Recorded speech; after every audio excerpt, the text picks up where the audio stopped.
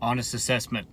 You know, anytime I would administer the PT test for anyone trying to go SEAL, SWIC, EOD, or diver, I would always allow people to go through and finish the test if they failed a portion, right? So someone failed to swim, which is the first event.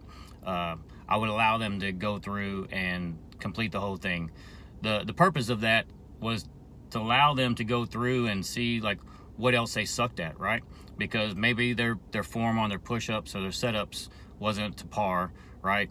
And a lot of people do a lot of things on their own, but they're not doing the right stuff, right? So now you go through the process, you figure out, you know, what you're good at and what you need to improve on, and then from there you make course corrections, right? And you'd be surprised how many people stop at that point, right? Because they're like, oh, I tried, I wasn't good enough, instead of just going, putting in the work to work on their forms and build their strength up or work on their swimming technique or whatever.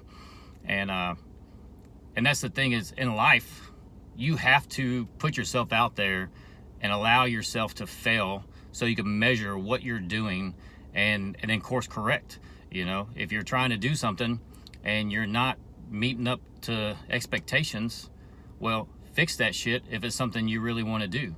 If it's something that you're really not into and you're just doing it because you want to say you're doing it, which is what a lot of people do in the SPECOPS community.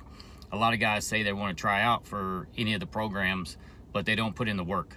The people that always impressed me were the ones that were horrible at swimming or whatever, and then you see them months later and they look like they were on a swim team growing up, right? And it's just because they put in the work, because they identified the shortfall and then they corrected their things, right? So if you're trying to do big shit in life, just concentrate on the things you suck at, all right? Let's fucking go get it.